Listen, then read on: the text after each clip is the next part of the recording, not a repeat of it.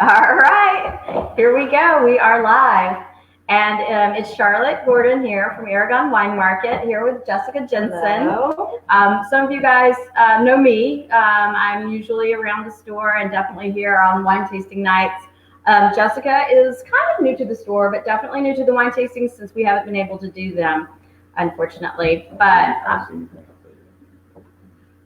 yep. So anyway, what we're doing tonight is it's a virtual wine tasting. And so, yes, grab yourself some. And everybody else grab your bottle. We're doing the McManis Pinot Noir tonight. And how this works is we're going to be drinking the McManis, and hopefully you've got McManis or something, whatever you feel like drinking. And you'll drink along with us. And please ask questions if you feel like asking questions. We'll try and answer the questions we can. If we don't answer your question, read. But in any event, we're going to start drinking. Yeah, I hope you guys are going to start drinking. So McManis is what I chose because I thought it would be easy for everybody to find. We have it usually at the store. I love the McManis wines. They're family owned. They're sustainable, right. Which I don't get too technical, but sustainable is to try and sustainability. You think about that and trying to maintain something or having a methodology that sustains something. When you think about sustainable agriculture, you're thinking about preserving a vineyard for the generations to come, so not completely, depleting a crop when they're harvesting these grapes, and really working towards making sure that the vineyard is cared for future harvests. Exactly, and that's really nice. And because they are family run, I think they're 4 generations in, which is that's and they're pretty meticulous about their processes and their standards with regards to like drip fertilization and making sure that they're pulling leaves and all that. They have all kinds of specific practices that they do that have been for years. Yeah, which is awesome. And they I'm sure they're going to pass it down. But I chose McManis because and their quality is always good. Yeah. Their pricing is spot on. We sell it for $12 at the store. Yeah. And every varietal, whether you like Pinot, whether you like Cab, I like the Viognier. The Petit Syrah was great. Petit Verdot is my favorite. They're all quality, about all the same, good quality, all consistent year after year. Hey, Seamus. I see Seamus and Rob are watching. Hope you guys got some wine too. Definitely. So they're located in Lodi, which is not, you don't think of Napa, you don't think of, the fancier places in California. Lodi's inland, Lodi's hot, which is kind of neat, which, does Pinot grow in hot weather usually? Not so much, but there's different climates out there too. So, Lodi is pretty interesting. Hi, Yvonne. I see Yvonne. You guys ask any questions you want, because that just makes it fun too. Rob's wine tastes like vodka. We're not mad about that. Today's Pinot, but vodka, Pinot, that's all right. This is virtual drinking, so I think you're fine. So, this one is Pinot Noir, and it's 100% Pinot Noir, which is interesting because there are Pinots out there that will say Pinot on the label, but they're not 100%. And I'm not going to name names. They're very popular ones that people buy in the grocery store sometimes, or sometimes used to buy here. But they have mixed stuff with them. And so it's nice if you can find, in this price point, 100% Pinot Noir. And so that is spot on right there. As far as taste, we're going to taste it. Delicious. Yeah, absolutely. So, like butter. So it does have butter, creaminess. So it's got like a vanilla-y, like cherry vanilla. I definitely pick up the hints of the cherry and the vanilla in it, but it's buttery without having that like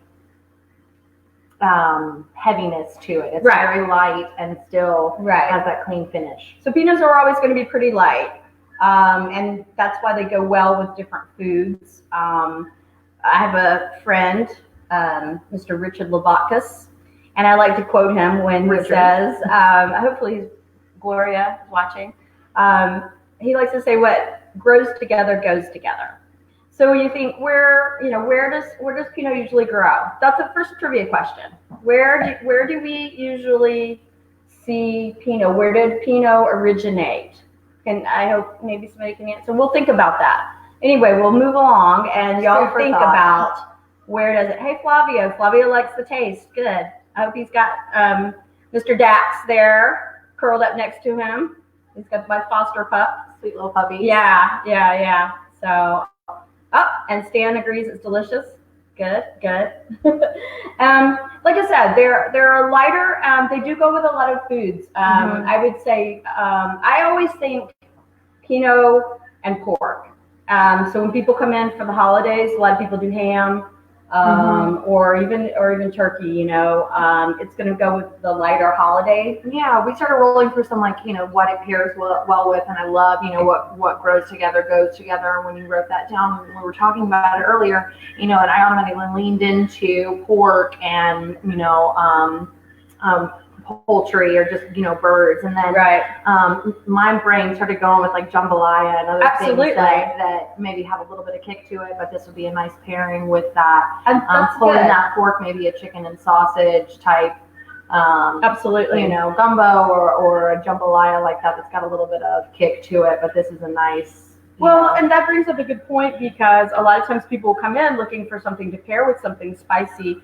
And something lighter is always going to be better with spicy. Low alcohol. If you get something with high alcohol, all you're going to taste is alcohol and spice. So you want something low in alcohol. This one is Levi wants to know what the nose is. 13.5. Levi wants to know the nose. It's jammy. I wouldn't say jammy. It's subtle. I would say subtle. It is subtle. But you know what? I have terrible allergies, and I've never had a great nose. You might have a better nose and better take on that.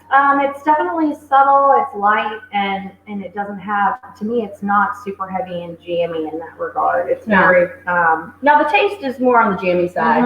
Definitely like raspberry jam or something. It's definitely good.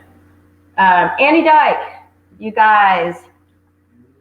Because we tried other McManis wines before and we were impressed. That was really one of the things that Charlotte wanted to focus on, that we wanted to focus on, was picking something that was easily accessible if you didn't have a chance to get down to the shop. Right. But if you were able to swing by, it's something that we're all comfortable with. It's a vineyard that we're all really familiar with. And I think one of the things, the barriers that we have to break down for our friends that aren't as well versed in wine is that it's really about just trying stuff out and seeing what you like and starting with those, vineyards that you're comfortable with. We know that McManis is a solid. It's all across the board. And Carol is asking if they produce a Chardonnay, and they do. And you would like it, Carol. I like it. I like all their wines. That's really why McManis to me is you may see it other places, and it's been around a long time. I mean, obviously it's family owned 4 generations. So I get that. It's not like one of those exclusive labels, but I don't think that's a bad thing. As long as they're consistent and make good wine at a fair price, then, who cares if, where you see it. So, but yes, Carol, they do produce a Chardonnay. They do also do a Viognier, or they used to. I'm not sure if they still do or not. And it was delicious too. So, interesting also to note is it has a screw top.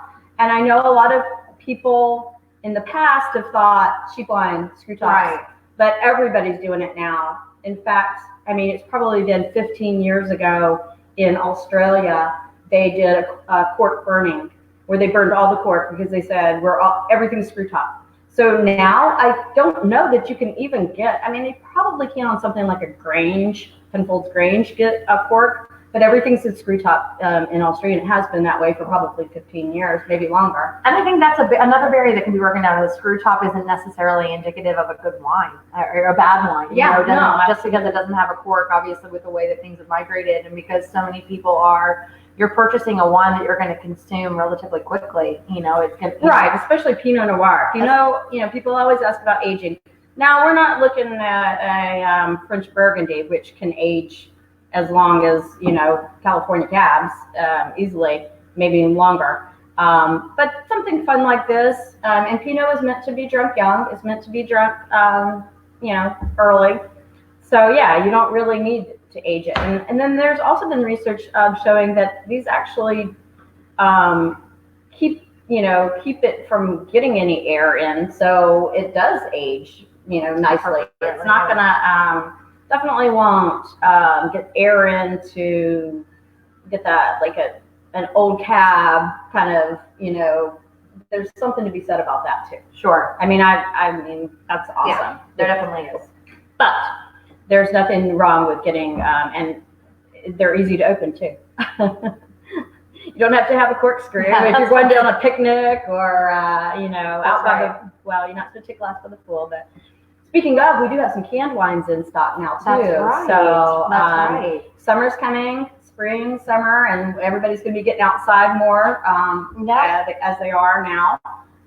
So come and check out our canned selection. Definitely. We great for the pool, great for the boat. Yep, a couple of different options. One brand that we just got in that I'm loving is this Social. Their sparkling sake wines, absolutely delicious. Yeah, the owner of the company survived cancer and was looking for an opportunity to return to her lifestyle of being able to drink and imbibe, but making sure what she was putting in her body was good and healthy for her. It's gluten-free and just it has kind of very clean production standpoint. So it's a wonderful, female, new it's really sparkling cool. sake winemaker. Yeah, really cool. We just got those in this week. I tried them over the weekend. My friend Mumway brought a couple by and left them for me to try. And I was like, I'm a fan. Found out who the distributor was and got on it. And those are good. We also have some natural wines in the can that are coming in this week. Seed and Skins is what it is, and it's an orange Pinot Noir or Pinot Grigio. It's absolutely delicious. Yeah, and it's all natural. It's pretty cool. Yeah. It's different. It's one of those that like if you just want to try something different, you're tired of the Pinot Grigio you've been drinking or Sauvignon Blanc, and I got tired of Chardonnay. Boy, I just did. Because I was drinking so much of it. Yeah.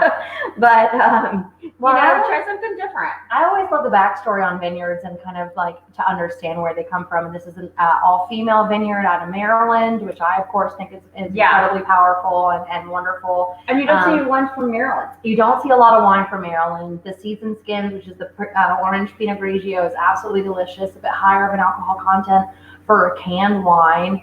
But then the Paquette is absolutely perfect for, I've been hanging out in the backyard all afternoon with the kiddos, and I'm looking for something fresh. Low in alcohol, has that spritzer and that sparkling. Right. And we've got some friends at the door. Long way Kushner at the door, actually. Got that sparkling element, but refreshes the palate and is super satisfying. Yeah. And it's not that kind of seltzer, sparkling, Yeah, exactly. Beverage. It's something a little different. It's absolutely delicious. Yeah, for sure. We went through the last round that we had very quickly, and they were just so delicious. I tried to get them in this week, and they're out of stock. So the Seed and Skin will be in this week, which is the orange Pinot Grigio. The Paquette will hopefully be in as soon as they get it back in stock, because that's definitely one not to miss. And I see Danielle. Hi. Hello. And Eric. Hi. And Rob's sister drank all our wine and fell down. Oh, well, good thing that we have more available for when she stands up. Because you pushed her. That's okay. I fall down on my own quite often. Yes. This summer, I got 2 bruises on my knees because I fell down. I am a clumsy ballerina, so I don't believe that. Oh, it's true. Really? Yes. Okay. It will be my children's book.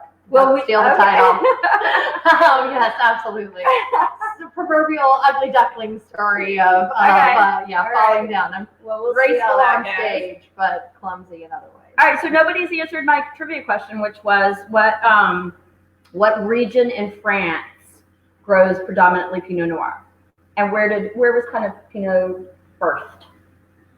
So, still waiting for that answer. Okay. All right. We'll see. Rob's definitely drunk. Oh, Ada just said Burgundy, and she's right. Perfect. She is right. Okay. Good. Congrats to Ada. We'll pour some more wine on that. Right. Don't miss the Viognier and the Petit. Don't miss the. Absolutely. And we've got the Petit Syrah in stock. We, in fact, we drank a couple of bottles yesterday. Perhaps. What your business hours? Champagne, yes. Oh, yes. I love champagne. They don't make a champagne, unfortunately. But, McManis doesn't have a champagne, but lucky for you, we have several do. options available in the store that we'll be happy to suggest. We have adjusted our store hours just so you are aware, kind of moving with the times. 11 to 6:30 Monday through Wednesday, and then also on Saturday, and then on Thursdays and Fridays we're going to be 11 to 7 to try and catch you in the afternoons and evenings going into your weekend, making sure we can stock you up. So, and we're hoping that that 11 to 7 on Thursdays will be, will stick, and we'll be back in business doing the wine tastings with you guys here. That's right. In the meantime, for the rest of the month, we're going to continue to do these, and so please, give us some suggestions on what you. Oh, Dan that was the wrong guess. Champagne. Well, it's okay. Well, it's Burgundy. It's Burgundy, but they do grow Pinot Noir and Champagne because the three grapes of Champagne are Chardonnay, Pinot Noir, and Pinot Meunier. So they do grow Pinot Noir. And, so then I guess my next question, if anybody wants to guess, is so Burgundy grows Pinot Noir as their red. What is the white grape that they grow in Burgundy? What is the white grape they grow in Burgundy?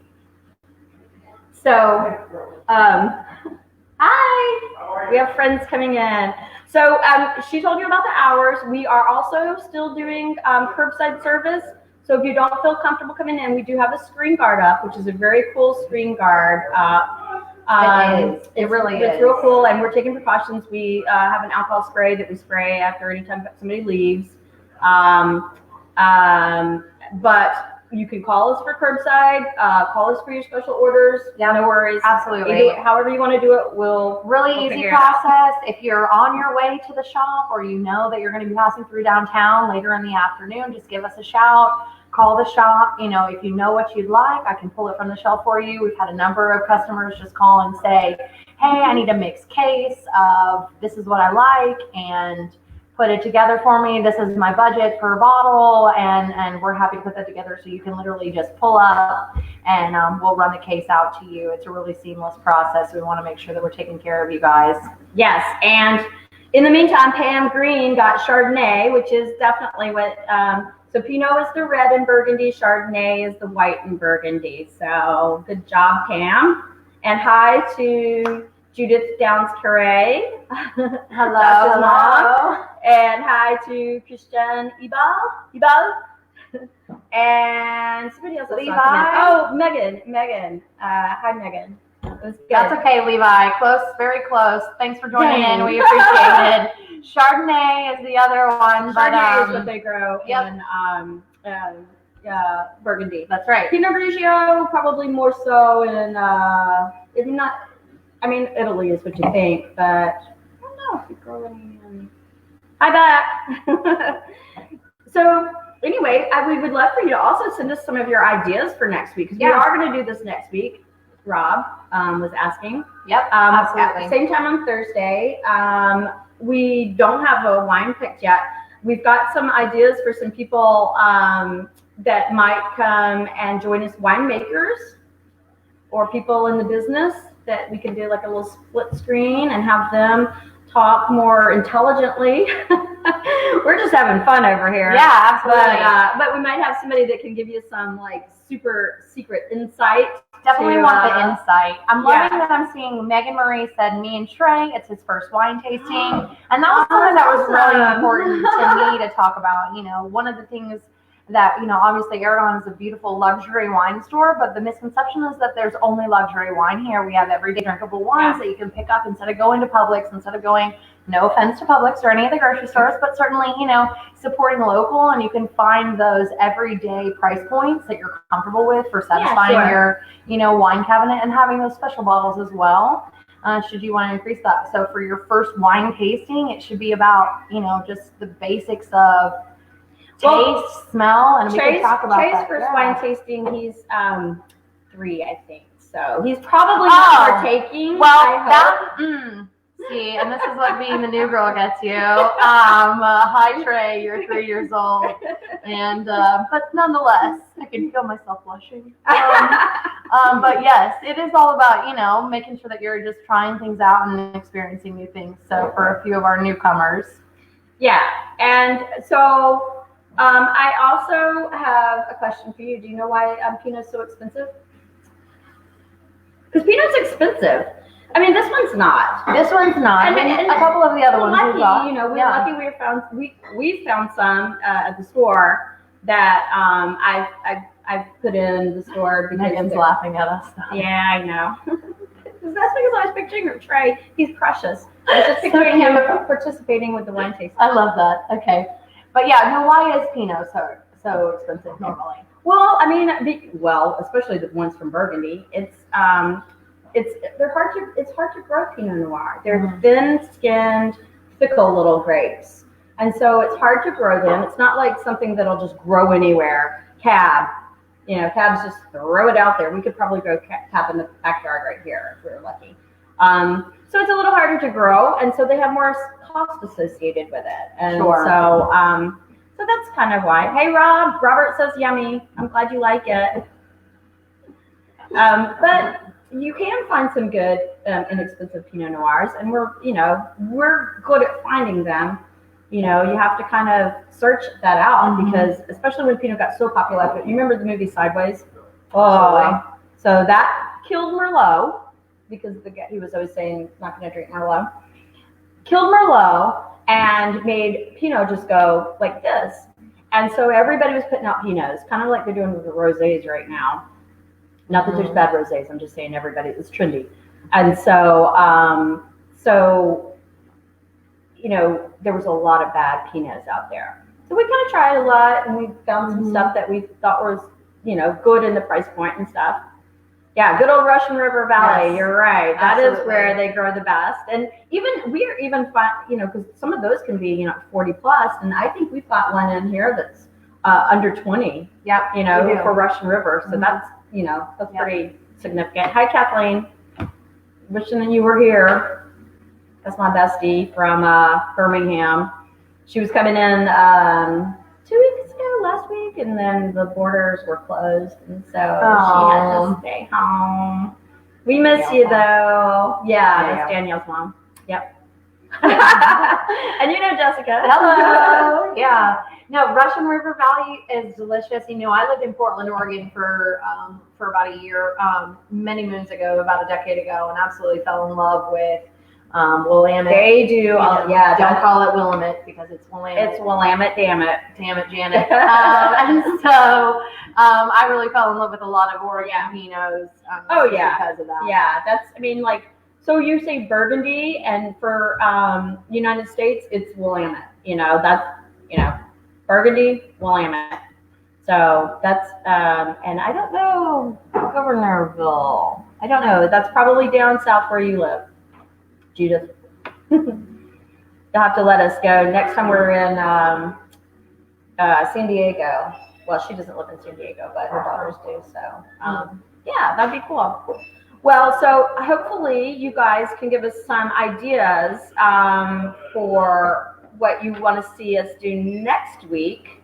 Yeah, absolutely. We definitely want your feedback. Decent ideas. Yes, for what you want to see us do next week. I think I saw a comment of Boone's Farm that may or may not be on the gamut for next week, probably in the not category, but we do have plenty of other rosés and sweet wines that could satisfy that kind of spring urge. That may be something fun. Some comfortability there. What also is real trendy right now is natural wines. Yeah. Maybe we think if y'all are into doing a natural wine, we'll grab one of the natural wines we have off the shelf. Natural wines are pretty neat. They come in all different shapes and sizes and countries, and we're only going to grab one bottle at the wine tastings that we do in the store. We usually do 5 or 6 different bottles, and you get a sample of everything, and it's delicious, and they're always free. Yep. So hopefully we'll be doing those in store in a short amount of time, but fingers crossed, right? But since it's just us, we're only going to do one. So Megan had a good idea. She said pick something early so we can taste with you. So we'll definitely go ahead and pick it, either over the weekend or by Monday and announce it. Yeah, so this last time we picked it Monday, but maybe we'll start even earlier. Yeah. And Robert says Mad Dog 2020. I don't know. That might be a me and you thing. Yeah, I don't know if I've ever Robert. consumed that in my life. I don't think so. I don't think I have either, actually. I mean, I'm not both. Punch was my high school jam. Yeah, I was the Zima and Jolly Rancher of the See, that's the age difference right here. There we go. There we go. I was too cool for Zima. Although White Claw is the Zima of okay, so I guess well, I'm into White Claw. Well, not White Claw, but Truly and all those things. But sure. Or Social, as carried by Aragon Wine Market, 27 South 9th Avenue. Right. Yep. And they come in different flavors too. The Socials. They do. Neat, like grapefruit and ginger, and then there is a hibiscus and elderflower, which was delicious. Oh, did you? The rose. I've been casually taking a grand tour through them at the end of each day, perhaps. That's smart. I need to grab some before they get all gone. But no, the rose. There was a rose flavored one. You anticipate them to be a bit sweeter than they are, but they're not sweet at all. Are not sweet, and really. I mean, the two I tried were not sweet, so which is nice, I mean, we also have some spritzers too. They're in the cans right now. Yep. One is an orange, which Aperol spritz. Yep, Aperol spritz, and then the other is more of like a rosé. Prosecco is a bit sweeter on the sweeter side. The rosé. The rosé is a bit sweeter. But then we also have sun sips, which are absolutely delicious. Watermelon, the sun sips, the watermelon and vodka, and High Noon. High Noon. Yeah. Just kidding. I was like, that's not what they're called. They're called High Noon. But the watermelon and soda, and then the grapefruit and soda, those are really, really good canned options as well. That sounds good. Well, we'll get some more in. Last summer, we got in, and I'll get it back in, it was house wine, and it was rosé bubbles in a can. Pretty pale pink. I think people would buy it just for the pink, pretty color, but it was also really good. And so one thing I would say with those and some of the cans that you need to keep in mind, that one can is 375 milliliters, which is half a bottle of wine. Right. So you can't drink them like beer. So if you have 2 cans, you've had a full bottle of wine. So I always tell people, I always warn them when people are leaving. I'm like, okay, you drink that. That's what I did the first time I was drinking it. Mm-hmm. And I was like, I'm getting kind of buzzed. And I'm just drinking it, because I was thinking it's like a beer. And then the next thing I knew, I was like looking at the thing and I said, I've had half a bottle of wine just sitting here watching TV. Definitely food for thought. Yeah. So just be aware. But we'll get the house wines back in, and New Age is awesome. That's true. And that Robert Limbersky was saying. And New Age is good. You haven't tried that yet. It's lighter. It's kind of sweet, but not too sweet. And it's from Portugal. And how they do it there is put it over ice. I don't know that you have to put it over ice. That's not one thing that we typically do with our wine here. But, Aperol spritz is wine and a little Aperol over ice. So absolutely. Oh my gosh, 1 minute. So you guys hurry up, give us any ideas you want, or, post later and let us know what you want us to try and drink next time, or any questions you have. Send us your ideas for next week or how we can improve. We're just sitting up here talking, so definitely. If you want more factual stuff, let us know. If you have any other questions, let us know. We appreciate you watching. That's pretty awesome. It's our first virtual wine tasting, so go easy on us. We'll hopefully uncharted territory. Yeah, it is for everybody, right? And so hopefully we'll improve every week, and hopefully even more so we'll see you guys in the store, and you'll see us sampling wines together, and we can share a bottle, share a taste, and talk about our stories and how we made it through this. And definitely. In the meantime, if you need anything curbside, or you want to send a special gift basket or to someone you love, just to give them a little happy, or someone that may be homebound that isn't able to get out, please give us a call, and we'll be happy to deliver that for you and give them, a little gift basket to get them, happy and into the weekend with some vino. Yeah. So thanks so much. And Adriana, we'll talk to you about the Portland wine scene. Yes. Soon. Definitely. All right. Thanks, you guys. Bye.